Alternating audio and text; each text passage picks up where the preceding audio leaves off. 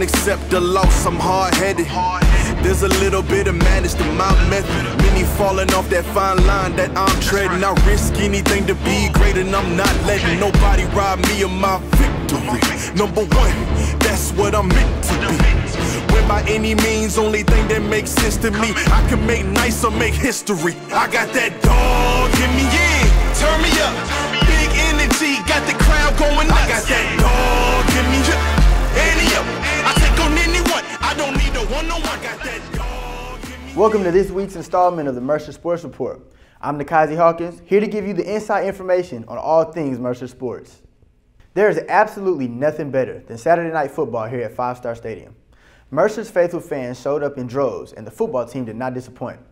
After the Mercer defense stifled the attack of Morehead State's offense, a 37-yard run from Devron Harper set up a 17-yard scramble for a touchdown by QB1 Carter Peavy. After the defense held strong and forced a field goal from the Eagles, Devron Harper added to his impressive collection of highlights from this contest as he routed the Eagles secondary and hauled in a perfectly placed 50-yard bomb from QB1. This explosive play through the air led to Al Wooten II breaking numerous tackles on his way to the end zone for a 30-yard touchdown run. Although that was Wooten's first trip to the end zone this season, he'd make himself very comfortable behind the goal line as he would go on to score his second touchdown of the game just before halftime. Rumble, young man, rumble. Wooten's second touchdown gave the Bears a 21-15 lead going into halftime. In a matchup that saw the ground game put up a majority of the points for the Bears, Ty James and his gunslinger of a quarterback had different plans for the second half. Peavy and James connected on the very first play of the second half for a 75-yard touchdown. This 75-yard reception helped add on to James's new record for most receiving yards in school history. Congratulations 1-3, keep doing your thing. The next possession for the Eagles ended with them scoring 0 points as Solomon Zabaru drove their quarterback into the turf so hard that maintenance is still trying to remove the imprint of his body from the turf. The Bears defense will hold on strong and force a series of punts by the Eagles. Now see, the big problem with punting the ball to the Bears is that number one in orange is the guy that's going to be returning those punts. And the even bigger problem with that is sometimes he'll do things like take one back 53 yards to the crib. The Swiss Army knife that we call Devron Harper was Mercer's leading rusher with 72 yards on the ground and the second leading receiver on the day with 6 catches for 100 yards even. He ended the contest with 337 all-purpose yards and won the Southern Conference's Special Teams Player of the Week award. The defense made it difficult for the Eagles offense all night. In the fourth quarter, a helicopter began flying over the field, and those who were in attendance can attest to this. Now, there are plenty of theories as to why this helicopter was hovering in the area. One of the theories is that the Macon Police Department caught Mercer star safety Miles Redding on camera robbing Morehead's offense for the football. And we're not going to give the authorities any tips, Miles, but next time try not to make it so obvious with these outlandish sideline celebrations. Redding's interception was the first nail in the coffin. A field goal from Reese Griffith made the score 48-22 in favor of the good guys, and that's exactly where it stayed until the scoreboard hit all zeros. Carter Peavy had himself a game as he went 13 for 19 for 268 yards with 1 touchdown through the air and 1 rushing touchdown as well. Ty James' record-setting night saw him end the contest with 146 yards on 5 catches and a trip to the end zone. Ken Stanley was the Bears' leading tackler with 9 total. Tommy Bliss was right behind him with a total of 7. Solomon Zabaru had the lone sack for the Bears. This weekend, the Mercer Bears football team would get a much-needed break as they enjoy their bye week. In 2 weeks, the Bears will take their 2-1 record and 21st overall FCS ranking on the road to play Furman. For more information and updates from the Mercer football team, follow @MercerFootball on Instagram and Twitter. Moving on from the gridiron to the soccer field, the Lady Bears soccer team went down to Jacksonville University and came back to Macon with a 3-1 victory.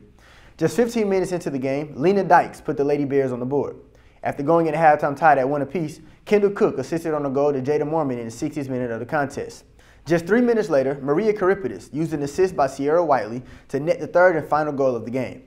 After defeating Jacksonville University, the Lady Bears ended their match with UNC Asheville in a 2-2 draw.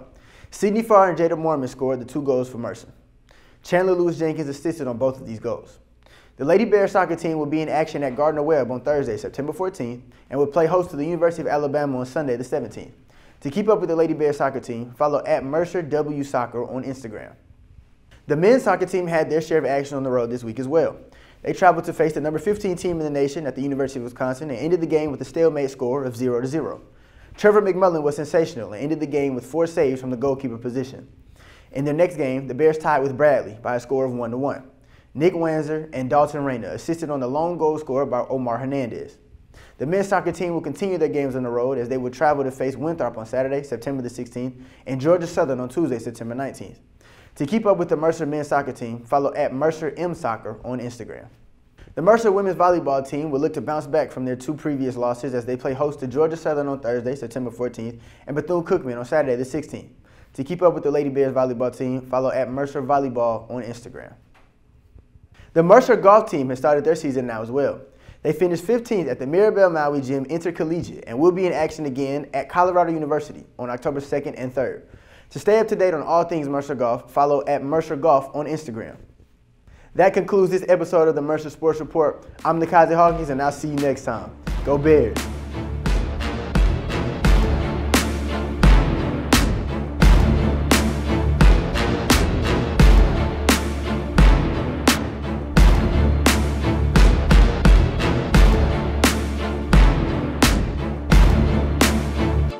I got that dog in me, yeah.